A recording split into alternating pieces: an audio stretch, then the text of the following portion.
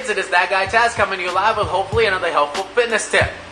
Today I wanted to go over chain lifts. I brought in a couple of really light chains about a year ago so people can experience what it feels like to utilize chains during their lifts, but they still have a tough time trying to figure out how to utilize the chains effectively.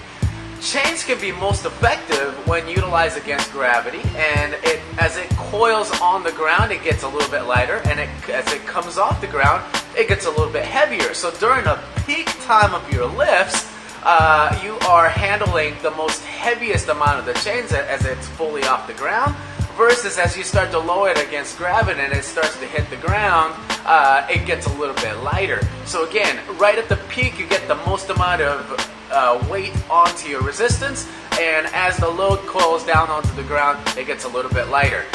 It is utilized very similar to like resistor tubes, resistor bands, or other exercise bands alike. As it starts to extend, you get more resistance, as opposed to when it starts to shrink, there's almost no resistance at all sometimes. So again, regardless of whether if you're doing a bench press, whether if you're doing rows, whether if you're doing a shoulder press, or whether if you're doing tricep extensions, whether if you're doing biceps, whatever that you might be doing, it is important to know that chain is most effectively utilized as it coils down on the ground to as it comes off the ground right at the peak of your lift. And besides that, if you're just doing it for cool sound purposes, you're more than welcome to keep it off the ground at all times, but that's no different than putting a 5-pound plate onto your barbell or anything of that nature, because if the chain weighs only 5 pounds and it's always off the ground, then it only weighs 5 pounds. You know what I'm saying? I hope this tip really helps. I hope you guys are having a good weekend.